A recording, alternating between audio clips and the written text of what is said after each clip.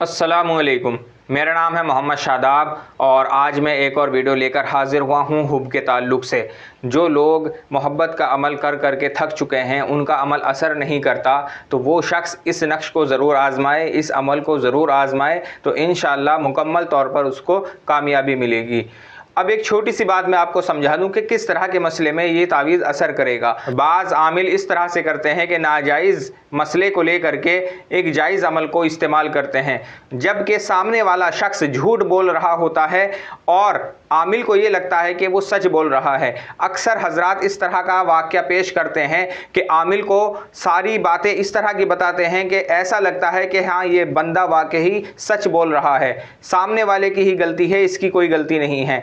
और आमिल उसको नक्श बनाकर दे देता है या कोई अमल तैयार करता है उसके लिए, और जब वो अमल या वो नक्श असर नहीं करता तो आमिल अपने अंदर कोई खामी देखता है कि ये अमल असर क्यों नहीं कर रहा, ये तावीज़ असर क्यों नहीं कर रहा। नाजायज़ काम के लिए अगर आप इस नक्श का इस्तेमाल करेंगे तो ये असर नहीं करेगा। जायज़ काम के लिए आप इसका इस्तेमाल करें तो इंशाअल्लाह तेज़ तरीन काम करेगा। इसी तरह से आप जब भी कोई हुब का कोई मसला देखें या हुब का कोई मसला हल करें या हुब के ताल्लुक से कोई नक्श तैयार करें, तो पहले अच्छी तरह तहकीक कर लें कि हाँ, ये मसला नाजायज़ तो नहीं है। अगर नाजायज़ मसला होगा तो उसमें ये तावीज़ असर नहीं करेगा।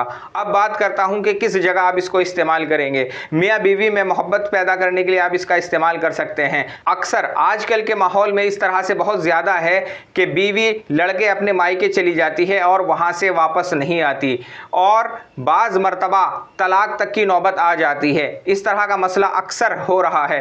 अगर इस तरह की कोई कंडीशन आपके सामने है, इस तरह का मसला अगर आपके सामने है, तो उस मसले में आप इसका इस्तेमाल करें तो इंशाअल्लाह ये तेज़ तरीन काम करेगा। और एक दूसरी बात यह है कि अगर घर में 4-5 भाई बहन हैं तो उनमें से कोई एक शख्स इस तरह से करता है कि ना तो वो अपने बाप से सही से बोलता है, ना अपनी माँ से सही से बोलता है और ना ही घर पर खाना खाता है। बाज़ मर्तबा उस शख्स को बहुत ज़्यादा चिड़चिड़ापन होता है और किसी गैर की बात को वो इस तरह से करता है कि अपने माँ बाप की बात नहीं मानता और उसकी बात को तरजीह देता है। अगर इस तरह का कोई मसला है तो उसके ताल्लुक से भी आप इसका इस्तेमाल कर सकते हैं। अब आप इस नक्श का इस्तेमाल का तरीका देखें, किस तरह से आपने ये इस्तेमाल करना है। अगर आप लेडीज़ के लिए इस नक्श को तैयार करेंगे, मसलन किसी औरत के लिए आप इसको इस्तेमाल करेंगे, इसको तैयार करेंगे, तो आपने ये ज़ोहरा के साथ में तैयार करना है। और अगर आप किसी जेंट्स के लिए इस्तेमाल करेंगे, यानी कि मर्द के लिए आप इसको इस्तेमाल करेंगे, मर्द के लिए आप ये नक्श तैयार करेंगे, तो आपने ये शम्स या मुस्तरी के साथ में तैयार करना है।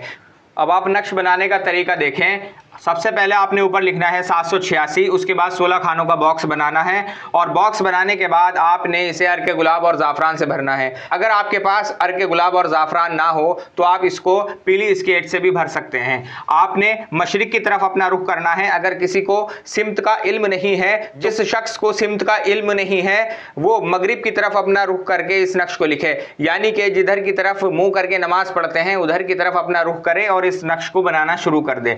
यहाँ से आपने इसको भरना शुरू करना है 365, 366, 367, 368। उसके बाद आपने लिखना है यहाँ 370, 371, 372, 373, 374, 375, 376, 377, 378, 379, 380, 381। इस तरह से आपने ये भरना है। उसके बाद आपने इसके नीचे ये आयत लिखनी है, युहिब्बुनहुम कहुब्बिल्लाहि वल्लज़ीना आमनु अशद्दु हुब्बन लिल्लाह फला बिन फला अला हुब्ब फला बिन फला।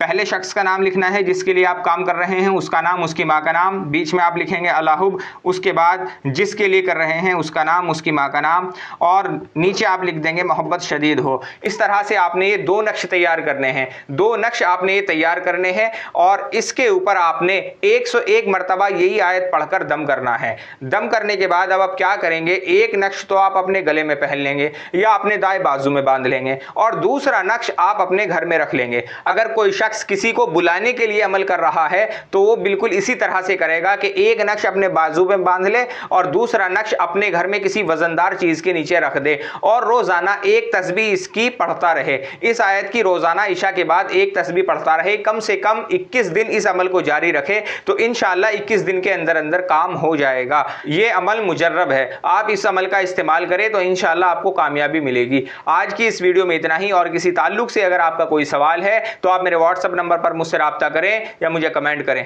अस्सलामु अलैकुम।